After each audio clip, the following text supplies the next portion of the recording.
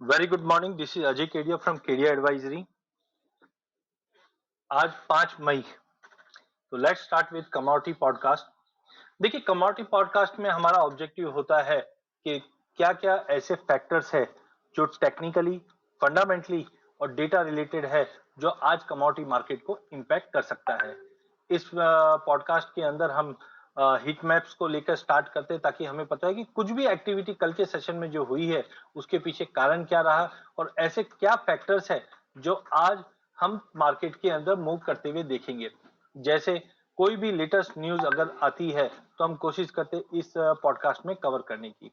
तो सबसे पहले अगर हम बात करें तो आज का सबसे ब्रेकिंग न्यूज यही है कि जैसे हमने उम्मीद की थी कि फेड रेट हाइक करेगा और 0.5 तक का करेगा, उसके बावजूद सोने चांदी में हम तेजी देखेंगे और बिल्कुल वैसा ही हुआ कि लोअर लेवल से अगर हम बात करें तो मोटा मोटी $50 की तेजी सोने में आई है और $1.25 की तेजी चांदी में आई है। चांदी इस वक्त 0.4% की तेजी के साथ ट्रेड करता हुआ दिखाई दे रहा है, जबकि सोना 0.2% की तेजी के साथ गैप अप ओपनिंग के लिए तैयार है। और कल हमने सिल्वर के ऊपर इसकी एक रिपोर्ट, एक वीडियो भी बनाया था, जो आप एक बार गो थ्रू कर सकते हैं। आई थिंक एक बड़ी तेजी के लिए चांदी तैयार है, जहां पे हमें लगता है 7 से 8% तक की तेजी चांदी में देखने मिल जाएगी।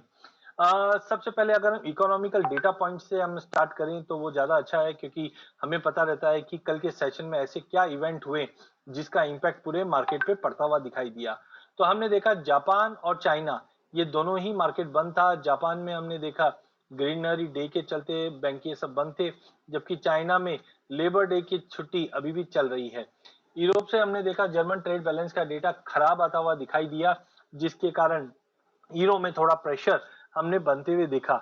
इनफैक्ट डॉलर में अब गिरावट कहीं ना कहीं जाते हुए दिखाई दे रही है, जिसका सपोर्ट यूरो पे आता हुआ दिखाई देगा और यूरो इस वक्त भी 1.06 के करीब ट्रेड कर रहा है। जबकि जीबीपी में हमने एक अच्छा खासा उछाल या रिकवरी बनते हुए देख रहे हैं। डिस्पाइट कल हमने देखा कि M4 मनी सप्लाई का डेटा काफी खराब आता हुआ दिख। मॉर्गेज अप्रूवल में नो डाउट इंप्रूवमेंट आई है, जो बताता है कि क्रेडिट ऑफटेक काफी स्ट्रांगली मूव कर रहा है।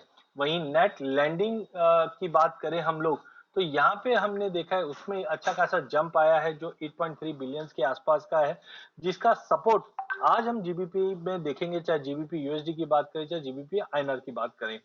वहीं यूरो जोन से हमने सर्विस पीएमआई के आंकड़े इन लाइन ऑफ एक्सपेक्टेशंस आते हुए देखे, थोड़े इंप्रूवमेंट देखे, जिसका सपोर्ट आज यूरो में बनता हुआ दिखाई देगा। कल के सेशन में एडीपी नॉन फार्म का डेटा 545, जैसे कल मैंने कहा था कि ये खराब आता हुआ दिखेगा, जिसका सपोर्ट सोने को मिलेगा। कल पूरे दिन हमने देखा कि सोना 500 के करीब आने पे बाइंग बन जाती है, ऊपर में 650 700 तक के लेवल पे जाके प्रॉफिट बुक हो जाता है, क्योंकि फेड से पहले ये रेंज बनी हुई थी। साथ में ट्रेड बैलेंस के आंकड़े भी काफी खराब आते हुए दिखाई दिए। सर्विस पीएमआई में थोड़ा जंप जरूर आया, बट आईएसएम सर्विस पीएमआई में हमने फिर से गिरावट आती हुई देखी। क्रूड की इन्वेंट्री बढ़कर आई है, बट उसका इंपैक्ट अगर हम प्राइजेस पे बात करें तो कोई इतना खास इंपैक्ट प्राइजेस पे आता हुआ नहीं दिखाई दिया, क्योंकि सप्लाई कंसर्न्स जो था वो कहीं ना कहीं प्राइजेस में 4% की बड़ी तेजी के साथ 8200 के ऊपर क्रूड को ले जाने में कामयाब रही। फिर हमने देखा कि एफओएमसी के स्टेटमेंट्स आए। फेड ने आधे परसेंट की रेट हाइक करके 1% रेट ऑफ इंटरेस्ट लेके आ चुका है, जिसके चलते हमने ग्लोबल मार्केट में जो उम्मीद थी कि सोने चांदी में गिरावट आएगी, उसके विपरीत हमने देखा 0.25% की तेजी गोल्ड में और चांदी में 4% के करीब की तेजी बनती हुई दिखाई दे रही है। कुछ इंपॉर्टेंट अगर हम पॉइंटर्स की बात करें तो कल के सेशन में यूएस के ट्रेड डेफिसिट है वो हाईएस्ट ऑन रिकॉर्ड है, जिस ढंग से इंपोर्ट में जबरदस्त तेजी आई है। इंपोर्ट ऑल टाइम हाई पे पहुंच चुका है, जो 351.5 बिलियन डॉलर का रहा है। वहीं चाइना से अगर हम सर्विस पीएमआई के आंकड़े देखें तो यहाँ पे सर्विस एक्टिविटी फॉल होते हुए दिखाई दी है, जिसका इम्पैक्ट हम ज्यादा करके बेस मेटल में देखते हैं, but this thing are been discounted, जिस ढंग से चाइना लॉकडाउन में गया हुआ है। साथ में पावेल के कल जो स्टेटमेंट्स आए थे वहां पे हमने देखा effect of sinking balance sheet is uncertain. जिस ढंग से क्या इफेक्ट आएगा, जो सिंकिंग कर रहे हैं बैलेंस शीट में लिक्विडिटी निकाला जा रहा है उसका क्या इम्पैक्ट पड़ेगा वो अभी भी बोलना मुश्किल है, क्योंकि एक तरफ पैंडेमिक का इम्पैक्ट अभी भी देखा जा रहा है, दूसरी तरफ लड़ाई की वजह से भी इम्पैक्ट पड़ रहा है। पावेल ने यह भी कहा है कि दे आर एस्टिमेटिंग के न्यूट्रल जो रेट रहेगा वो 2% से 3% रहेगा। अगर हायर रेट रिक्वायर्ड है तो वो हेजिटेट जरूर नहीं करेंगे, लेकिन सबसे इंपॉर्टेंट है we can't let wages price spiral over out of control. मतलब जो वेज प्राइस है उस पे भी हम ध्यान देख रहे हैं, जॉब पे भी ध्यान देख रहे हैं। ये जो एक पेसिमिस्टिक व्यू बनते जा रहा है ये कहीं ना कहीं प्राइजेस को या पूरे कमोडिटी मार्केट को, करेंसी मार्केट पे इम्पैक्ट करता हुआ दिखाई दे रहा है। साथ में हमने देखा चाइना से पीबीओसी ने प्लेज किया है कि पॉलिसी सपोर्ट जो काउंटर्स या जो इंडस्ट्री पेंडेमिक की वजह से इम्पैक्ट हुआ है इसको हम पूरा सपोर्ट देते हुए दिखेंगे, जिसकी वजह से आज बेस मेटल में बेतहासा बड़ी तेजी आती हुई दिखाई देगी। कॉपर 2% से ज्यादा की तेजी दिखा रहा है, उस पर मैं आता हूँ। ओपेक के सेक्रेटरी जनरल ने कहा है there is no spare capacity in the world to replace the potentially lost Russian barrel. जिसका मतलब है रशिया से जो आउटपुट की कमी आई है कहीं पे भी कोई ऐसी कैपेसिटी नहीं है जो इसको रिप्लेस कर दे। और यही चीज हमने मैंने 1.5 महीने पहले भी बताई थी आपको कि रशिया का जो आउटपुट अगर निकल जाता है मार्केट से तो चाहे यूएस हो चाहे सऊदी हो, क्योंकि सऊदी की है कैपेसिटी वो बढ़ा सकता है, बट जिस ढंग से एक गृह युद्ध जैसी सिचुएशन सऊदी के नियर बाय चल रहा है तो वो भी पॉसिबल नहीं है, जिसके चलते कल हमने वापस ब्रांड को एक जबरदस्त तेजी लगाते हुए देखा और ब्रांड इस वक्त भी $110 के करीब ट्रेड कर रहा है। आज चाइना मार्केट क्लोज है, चाइना चिल्ड्रन डे के चलते, क्योंकि यहाँ पे कुछ कंसर्न्स ये भी बताया गया है कि जापान का जो चाइल्ड पॉपुलेशन है वो 41 इयर्स के रिकॉर्ड लो पे पहुंच चुका है, तो ये थोड़ा सा इकोनॉमिकल कंसर्न्स बना हुआ है। वहीं रशिया का यूरोजोन से भी कुछ अपडेट्स ये भी आ रहे हैं कि no immediate deal on Russian oil bank ban at the meeting on Wednesday को जो मीट हुई है यहाँ पे रशिया के ऑयल पे इमीडिएटली कुछ बैन का ऐसा कोई सोचा समझा डिसीजन नहीं रहेगा। ईयू से हमें ये अपडेट मिला है जो अपसाइड को थोड़ा सा कैप भी करता हुआ दिखाई देता है। तो इन ऑल कल के काफी बड़े इवेंट थे जिसकी वजह से मार्केट में मूवमेंट था। अब हम हीट मैप पे आते हैं तो यहाँ पे हम देखते हैं इक्विटी मार्केट में अभी भी गिरावट का रुख बन रहा है। थोड़ी बहुत रिकवरी कल हमने फेड की मीट के बाद जरूर देखा, जहाँ पे डाउजोन में हमने करीबन 34,000 का लेवल वापस छूते हुए देखा था।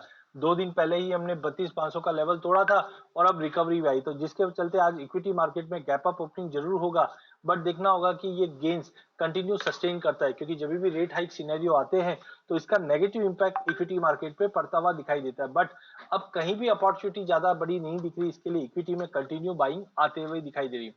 विक्स के अंदर भारी गिरावट आती हुई दिखाई दी। 3 दिन पहले विक्स 33 के ऊपर था, जो अब कहीं ना कहीं 26-20 के करीब है। तो विक्स में गिरावट के चलते थोड़े बहुत रिस्की एसेट, चाहे इक्विटी हो चाहे क्रूड हो चाहे बेस मेटल हो, इसको सपोर्ट मिलेगा। क्रूड की अगर बात करें तो WTI क्रूड कहीं ना कहीं 108 के करीब पहुंच चुका है। ये लेवल अप्रैल से हमने मल्टीपल ऑफ टाइम देखा है। 110 के ऊपर प्राइसेस नहीं जा रहे हैं। अगर 110 के ऊपर निकलता है तो हम एक बड़ा ब्रेकआउट देख पाएंगे चार्टिकली WTI में। वहीं ब्रेंड की भी अगर हम बात करें तो ब्रेंड में 112-13 के ऊपर निकलने पे हम एक नई तेजी देखेंगे। अदरवाइज ब्रेंड हो सकता है कि कल के सारे पॉइंट्स ले कैरी करता हुआ दिखेगा, बट आज एक प्रॉफिट बुकिंग भी दिखा दे। तो आज काफी इंपॉर्टेंट डे रहेगा क्रूड और ब्रेंड क्रूड के लिए। वहीं नेचुरल गैस में कल हमने फिर से तेजी देखी। इंटरनेशनल में करीबन $8.5 का लेवल हमने छूते हुए देखा है, जिसका मतलब है आज भी डोमेस्टिक मार्केट पे नेचुरल गैस में एक अच्छी खासी तेजी। बॉन्ड यील्ड में हमने गिरावट आती हुई देखी, चाहे 30 ईयर्स हो चाहे 10 ईयर्स हो। कॉटन कॉटन काफी इंपॉर्टेंट जंचर पे है। कल हमने देखा 155 सेंट का लेवल भी छुआ है। बिलीव मी, इसके ऊपर हम एक लॉन्ग टर्म रिपोर्ट बना रहे हैं जहां पे पता चल रहा है कि ये 190 से 200 सेंट तक का भी लेवल अगस्त सितंबर में दिखा सकता है। इस रिपोर्ट के लिए आप वेट कीजिए, हम डेफिनेटली आपके लिए लेके आएंगे। वहीं सोने की बात करें तो इस वक्त $1901 के करीब ट्रेड कर रहा है। कल जिस ढंग से हमने उम्मीद की थी सोने में अच्छी खासी उछाल आया है, बट देखना यह है कि 1912 1920 जो इंपॉर्टेंट हर्डल्स है ये तोड़ पाता है। हाँ, टेक्निकली मार्केट अब रिबाउंड हो चुका है, लेकिन ये हफ्ता 1910 के ऊपर की क्लोजिंग अगर दे देता है तो मार्केट काफी स्ट्रांग हो, क्योंकि इससे पहले हफ्ते में भी हमने देखा 1920 का लेवल छूने के बाद मार्केट एक गोता लगाता हुआ दिखाई दिया। नो डाउट बड़ा की इवेंट निकल चुका है, जिसके चलते उम्मीद है कि 1920 का लेवल भी तोड़ दे, बट अभी भी क्रिटिकल लेवल्स पे है। वहीं अगर चांदी की बात करें तो वी नीड कि चांदी 2380 के ऊपर की क्लोजिंग दे दे तो काफी स्ट्रांग मूव बनता हुआ दिखेगा, लेकिन डिस्पाइट दैट हमने ऑलमोस्ट $22 से लेकर 2325 का लेवल आज छूते हुए देखा है, जो करीबन $1.25 की तेजी दिखा चुका है। लेकिन नई तेजी के लिए $24 का लेवल तोड़ के होल्ड करना जरूरी है। आज सोने चांदी में दोनों में गैप अप ओपनिंग होकर मार्केट पॉजिटिवली सस्टेन करेगा। एक स्ट्रॉन्ग रिवर्सल हमने कॉपर में आते हुए देखा है। कॉमेक्स कॉपर 4.424 के ऊपर निकल चुका है।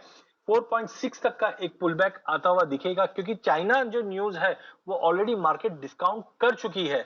तो डोंट स्टिक के चाइना लॉकडाउन में है तो अब तो बेस मेटल कहां चलेगा, क्योंकि वो स्टोरी पुरानी हो चुकी है। अब चाइना अगर जो जो स्टेप्स लेगा पॉजिटिवली, वो पूरे बेस मेटल को सपोर्ट देता हुआ दिखाएगा। सोयाबीन में फिर से तेजी का रुख बनना है।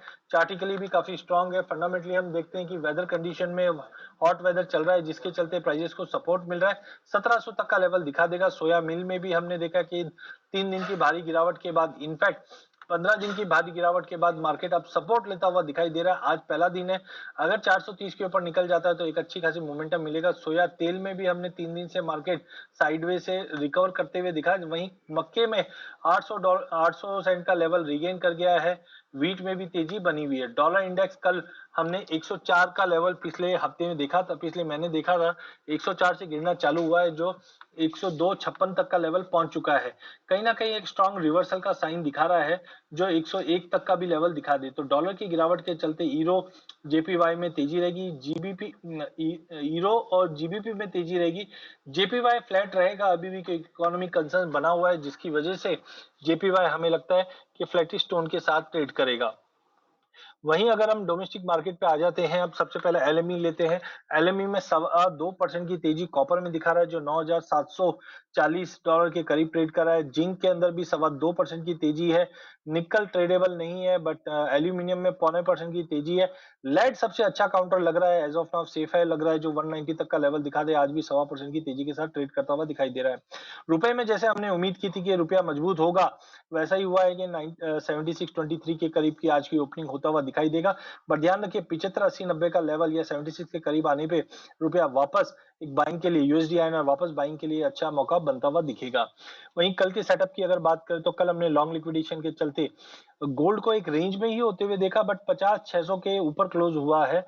आज गैप अप ओपनिंग होगा, और ध्यान रखना 51-200 इंपॉर्टेंट हर्डल है। 51-200 के ऊपर निकलने पे बाइंग और बढ़ा के चलिए, जो 51-650 तक का लेवल गोल्ड में दिखा देगा। चांदी में कल फ्रेश सेलिंग जरूर हुई। 1.5% की गिरावट के साथ 62,114 पे बंद हुआ। 62,000 का लेवल सस्टेन करने से आज प्राइजेस गैप अप ओपनिंग होने की उम्मीद है। सीधा 63,200 के ऊपर ओपन होगा, और ध्यान रखना 63,500 के ऊपर निकलने पे 64,400 तक के भी लेवल आज इंट्राडे में ही आते हुए दिखाई देंगे। तो सोने चांदी में पोजिशनली भी शॉर्ट टर्म के लिए सोना चांदी दोनों लेके चलिए एमसीएक्स बुलडेक्स के साथ साथ। गोल्ड मिनी के अंदर ऑप्शंस भी अवेलेबल है। यहाँ पे आप बुल स्प्रेड ले सकते हैं, जहां पे आपको 51,000 का कॉल लेकर करीबन 52,000 का कॉल बेचते हैं, तो यहाँ पे भी एक प्रॉफिटेबल स्ट्रेटेजी बनती हुई दिखाई देगी।